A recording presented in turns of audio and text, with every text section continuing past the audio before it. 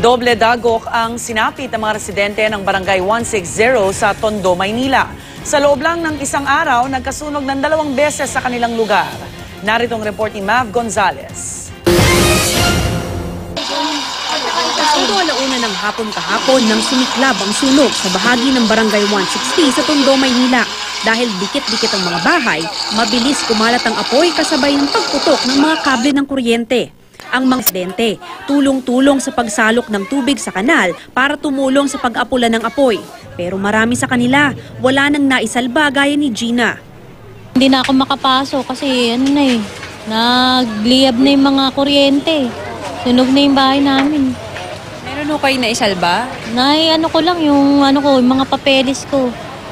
Papeles ng asawa ko, saka yung mga ID ko. Yun lang. Mga gamit ho? Yung gamit, wala na.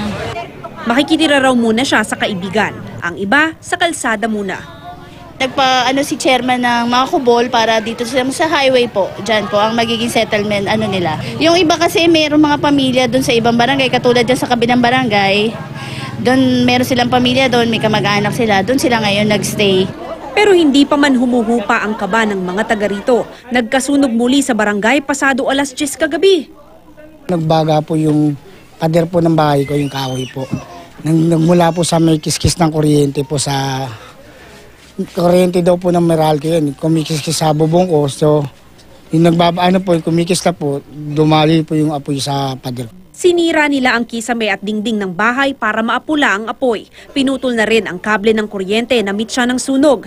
Mabuting hindi na kumalat ang apoy. Dahil sa magkasunod na sunog, pinatay muna ang kuryente sa malaking bahagi ng barangay. Nag-ikot naman ang mga taga-barangay para paalalahanan ang mga residente na mag-ingat upang makaiwas sa ganitong insidente. Delikado tayo ngayon. Wala tayong ilaw. Kaya concentrate sa kayo. Huwag niyo iwanan yung kandila. Ito ang unang balita sa Maynila. Mav Gonzalez reporting.